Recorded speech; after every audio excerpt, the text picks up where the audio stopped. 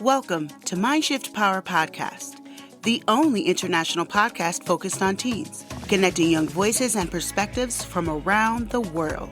Get ready to explore the issues that matter to today's youth and shape tomorrow's world.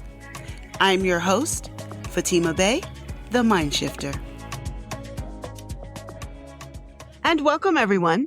Today we have with us Tamsin Broster. She is a confidence coach and she resides out of Bristol, England. She specializes in body image and how this impacts our confidence at different stages of life. Very, very relevant to today's topic. So how are you doing today, Tamsin? I'm good, thank you. Thanks for having me. Did I say your last name correct? Yes, you did. I'm really impressed. I'm impressed with me too. Thank you. All right. So we're going to talk about young confidence versus old insecurities. By the time this episode comes out, it might not be named that, but that's the topic. So let's first off start off by Tamsin, tell us, what do you do? So I run programs for women in business to create that rock solid self-belief in themselves to be able to showcase themselves as the expert without changing themselves. So many of us think that we've got to shrink ourselves to fit in. We've got to be prettier, younger, holding on to this idea of this beauty aesthetic to be successful. And I help people to see that that's not true. Love that you do that because we are on the exact same page when it comes to that. And so who exactly do you serve with your services? So I tend to work with women who are probably coaches or service providers in some way, but I also work with a lot of women who have careers, who have hit perimenopause. They've hit that stage of life where they are doubting themselves. They are seeing changes in their body. They don't like it. It doesn't fit what they think they should look like, and their anxiety and confidence takes a hit. So that tends to be who I work with because I'm menopause trained and body image and a body image expert as well. So I bring like both of those things into it depending on what people need. So there's a couple of different varieties of ways people work with me, but I lean into what they need depending on what they're going through. So you work with older women, and show is for teenagers. So why the heck are you on here? Because when I saw we met inside a podcasting group, and when I saw what you were saying, I'm so passionate about breaking generational cycles. And when things stop with us, and I've seen this firsthand with my own daughter, she's 10. I've seen this firsthand. By the time I was like 6, I thought my body was completely wrong, that it needed to be smaller. Like that was the message that I got from like my grandmothers, my mother, constantly dieting, picking apart their bodies. And my daughter is not like that at all because I have brought her up in a very different way because I ended that cycle with myself. And I have seen firsthand that works. Because if anyone says to my daughter, "Oh my gosh, you look amazing," she's like, "I know, right?" Whereas I would have been like, "I look awful." I would have berated myself and I would have really picked apart everything and thought that I just wasn't good enough. Especially in sports. I gave up sports quite young because I loved gymnastics and I loved ballet, but I knew that my body was bigger than the other girls. And I was very conscious of that really young, age 6 or 7. And she just doesn't have that kind of same outlook. And I honestly believe it's because I've ended that cycle. Yes, she's going to be exposed to it in other ways as she grows up, and we can navigate that. And we have navigated that. We have navigated those conversations, but it's very different. When I would have gone to my mum and said, I think my body's too big, she would have gone, "Oh, okay, if you feel that way, let's go on a diet." Whereas I would not say that to my child. That's not the conversation we have. We have a conversation about diversity and how different bodies are, all different, and how there's strength in, our bodies, and how we can live in the only place we get to call home forever in a peaceful way. Now, when you and I were talking, one of the reasons we did the show and why you're on here is in particular because you work with older women. Yeah. Their insecurities. You see a lot of insecurities in older women, which you just, were talking about. Mm. Where do those insecurities start? Again, I think they start from when we grow up. We are socialized with media, and now social media, But, we had magazines, we had TV programs, movies. Like the diet industry is worth billions of pounds. The beauty and diet industry It is worth is. billions of pounds. Yeah. We spend more on beauty than we do on education.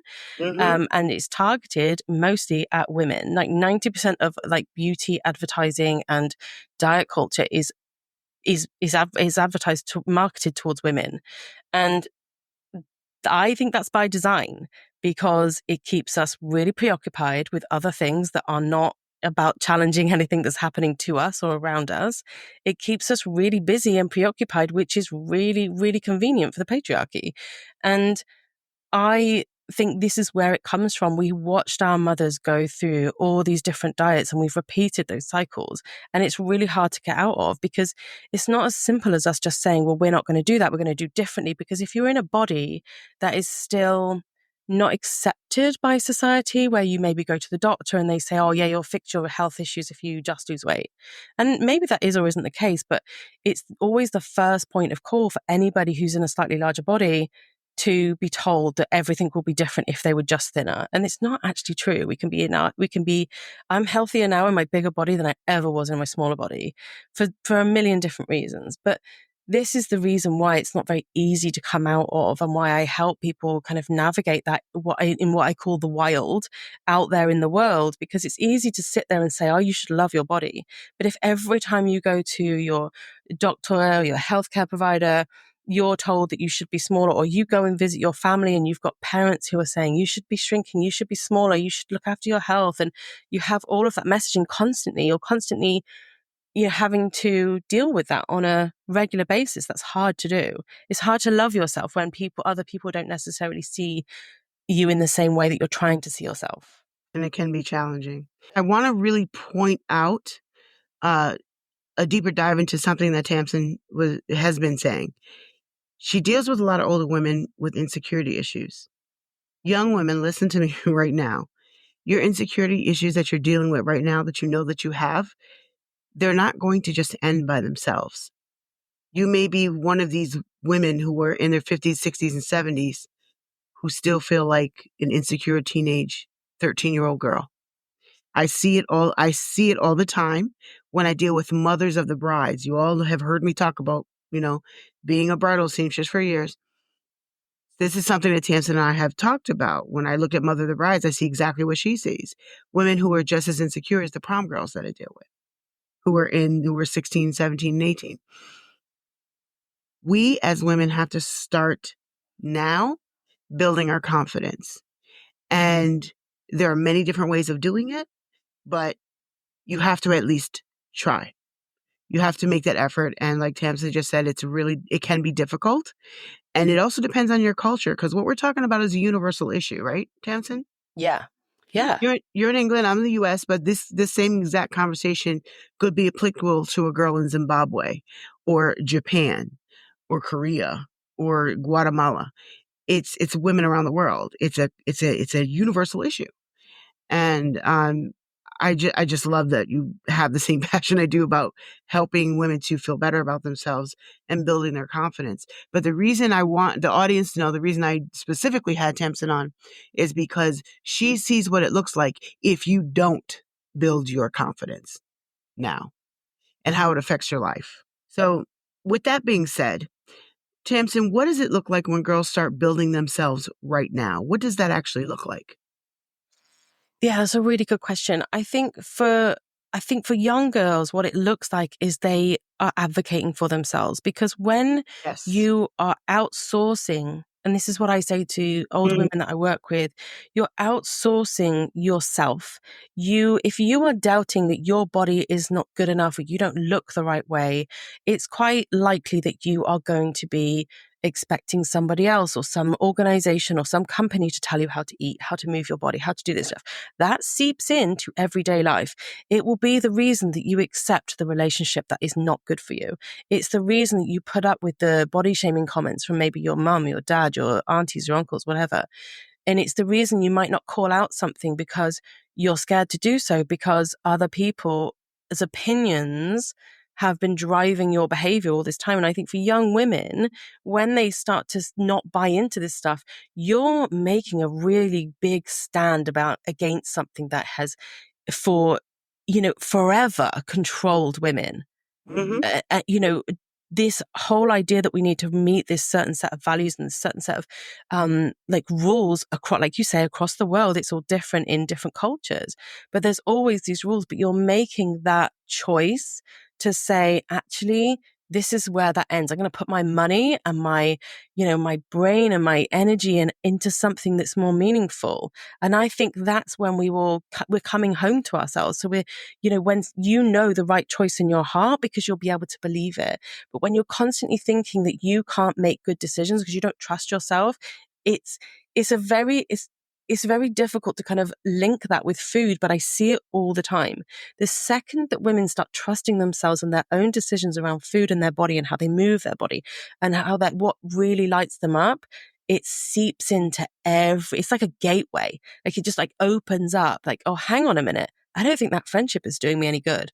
Oh, hold on a minute. I don't think I really want this particular job Right. for the rest of my life. Maybe I Yeah. do want to go and explore something else. And it gives you that agency over yourself. And I think we'll get there earlier. I was in my 40s when I began to have agency over my body. Maybe it's okay not to weigh myself 3 times a day. Maybe I don't have to weigh myself at all. Yeah. Those things helped me to make decisions on other things, bigger things. What I want to do with my life, how I want my world to be, how much of what kind of person I want to be, the decisions I make about my business, my career, bringing up my children, all of those things aren't dictated by other people. And there's a lot of privilege in that I'll acknowledge straight away. But this is where we've got to be coming home to ourselves to have that agency as much as possible. Absolutely. I want to point out a couple things that you said. I'm going to just reword them. Probably the biggest thing that you said, and I asked you what does it look like when young women start to have confidence? You start sticking up for yourself. You start advocating for yourself. But basically, you start sticking up for yourself. You start speaking up. You start having boundaries and standards. They are all in the same cereal bowl. Boundaries and standards, and you start standing up for yourself. When you start to have confidence, that is one of the first pieces of evidence. Because we can say that we're this and we're that, but where's the evidence? Show me how this is true. Don't just tell me it's true. Don't just give me some words, but show me how it's true.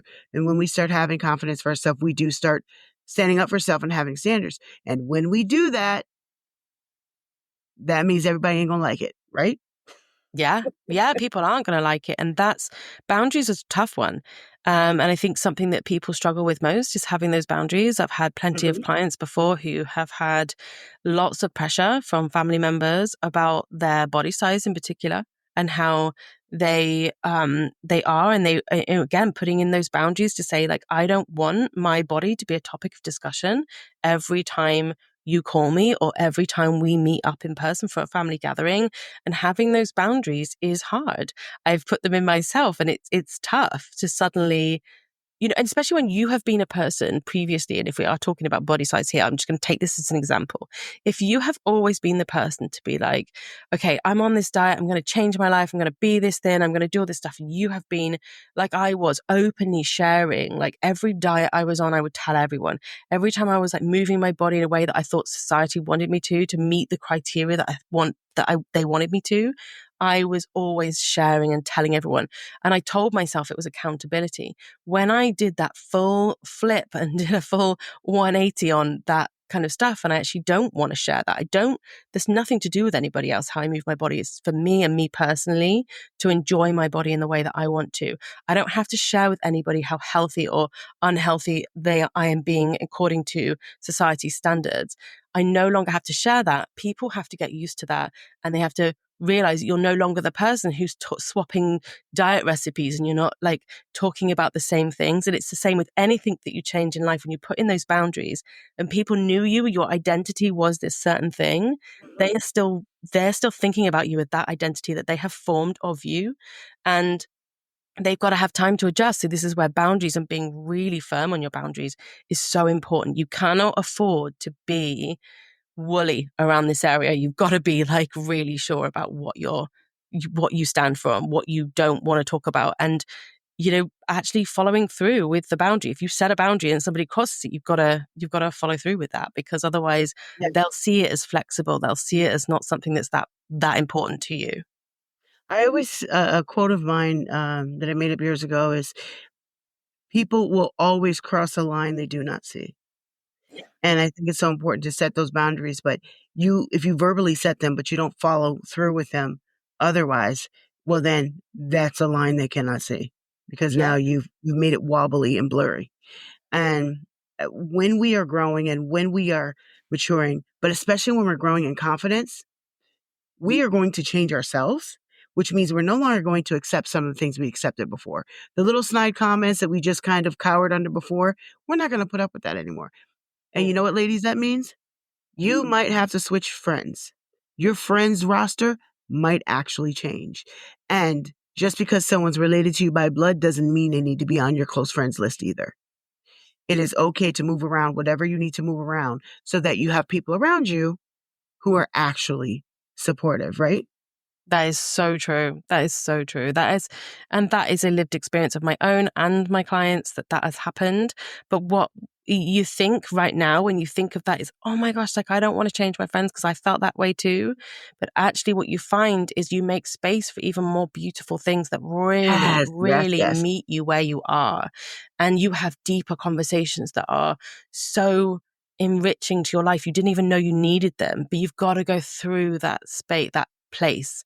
But it's important to understand that your boundaries can change and that your boundaries can develop with you. Yes. And if you have people who are mature enough and care about you enough, they'll respect your new boundaries and they'll keep Yeah. chugging along with you. And that happens too.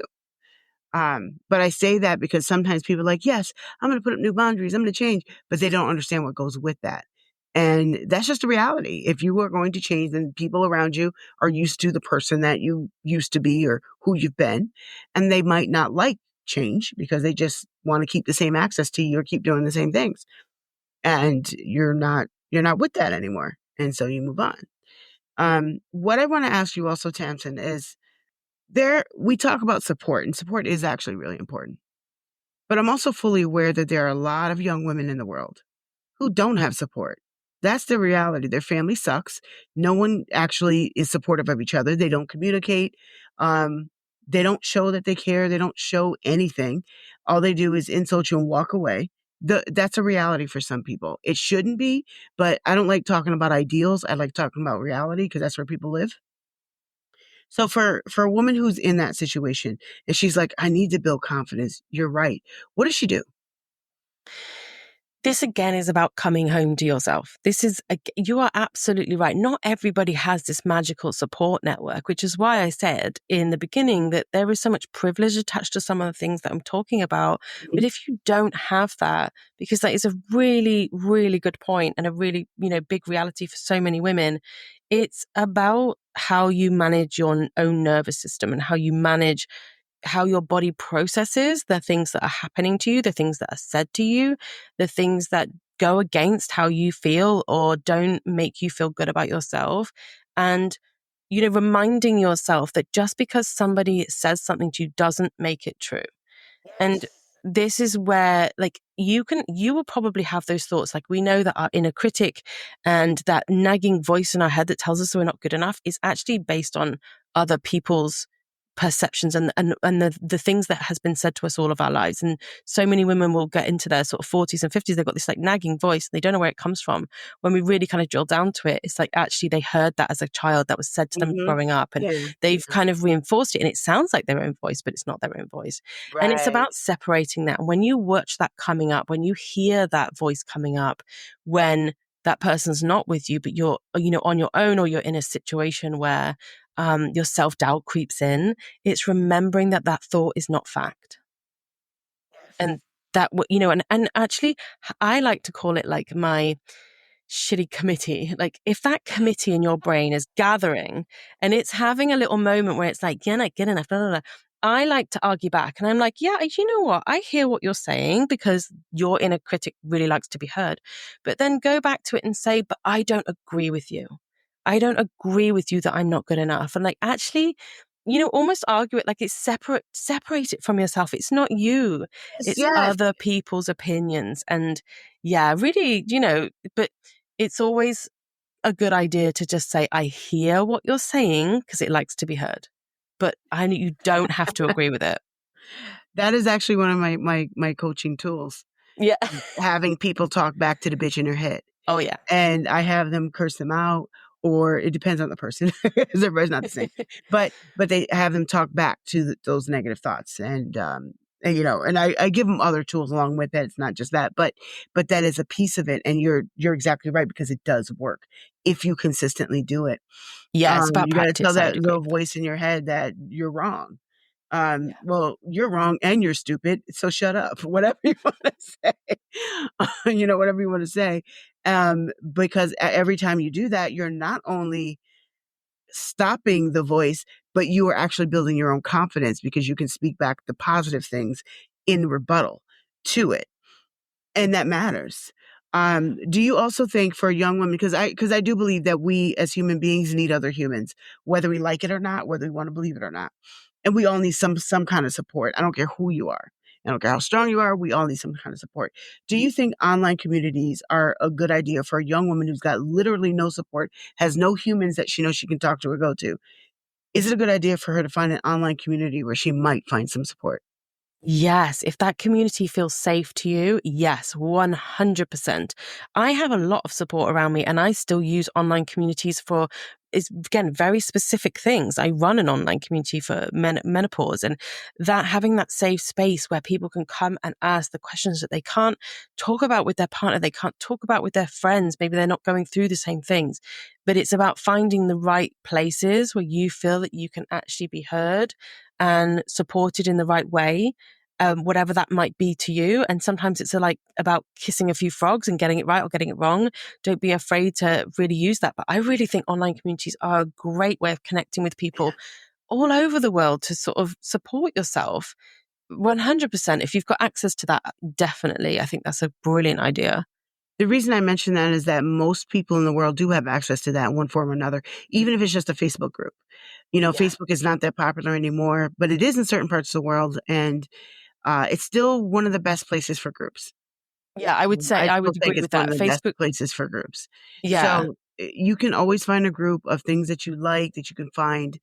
And I'm talking to the young women that are out there right now. You can find groups. Um, you can find groups of people that are like you, or that you agree with. You have things in common with, or that are just supportive. Period. You do have to search for them. You got to play around in their comments, see what people are talking about.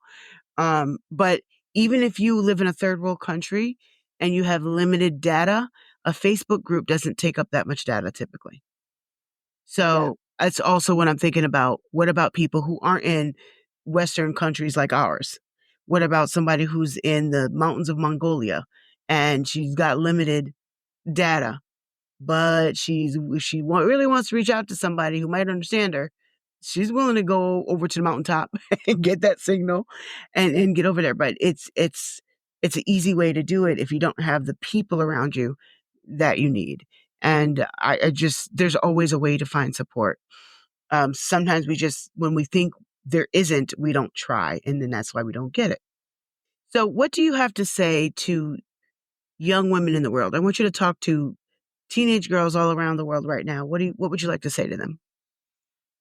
I want you to know and understand fully, literally take a minute right now and just drop into your body. And I want you to understand, to welcome yourself home, because we live so disconnected from our bodies. We are so kind of in our head thinking about what we're going to do, what we're going to change, what we should be, how we're going to make sure that it's human nature to stay part of the pack and to be included and to be the same as everybody else, because we want to make sure that we are safe. But I want you to regularly drop into your body and welcome yourself home, because this is the only home you will ever have. And how you treat that home is going to be how great your life is. If you can just treat your body, don't worry about what it looks like, not worrying about, not everybody's body's going to feel the same. We're all born with different kind of, we're all born into different bodies with different things. But is just coming home to yourself and just recognizing that that is the place you get to live for your whole life. You're only going to get that one body. That is a very good way of looking at it. Instead of trying to escape from it or doing every kind of plastic surgery or other alterations to try to make it look like something you're not, it doesn't take care of the inside, which is who's really suffering. So, Yeah. Tamsin, how do they find you? I tend to hang out on Instagram and on LinkedIn. I have a website. You can find me. Just Google my name, Tamsin Broster. It's quite unique, so I tend to come up in the search. It will So yeah, also be linked in the show notes. yeah, sure. Yeah, that's how you find me. That's where I hang out. So I want to let you all know that Tamsin only gave you a tiny, tiny, tiny, teeny, tiny, tiny drop of all that she's capable of doing and her full knowledge and what she does for other people. You only heard a teeny, teeny, tiny drop. So if you want to hear more, she has a lot more to say, and she does dive into this stuff a lot deeper. We just don't, we'd have to be here for about 45 years for her to expand on it all. So she does really, truly go a lot deeper into these topics. So I strongly advise that you go take a look at her website and get to know her a little better, follow her on social media. But she's got a lot to say that I think would really help most of the women in the world if you want to take the time to listen. So thank you again, Tamsin, for coming on. Thank you for having me. And now for a mind-shifting moment. Young women, old women, all women. Building our self-confidence is not easy.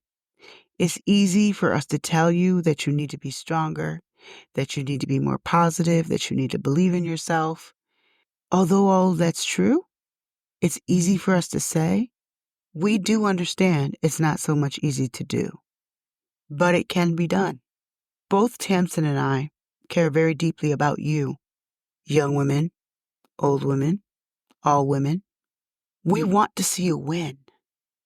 We want to see you win. Start that journey today of trying to build your self-confidence. It is not magical. It is not automatic. You just have to start trying. You can start trying today by reaching out to Tamsin or reaching out to myself or someone near you to start building yourself and believing in yourself. It will change your entire life. Every single area of your life right now is less than being held back because of your lack of confidence. Start working on that today. We want to see you win. We really want to see you win. Thank you for listening. Be sure to follow or subscribe to MindShift Power Podcast on any of our worldwide platforms, so you too can be a part of the conversation that's changing young lives everywhere. And always remember, there's power in shifting your thinking.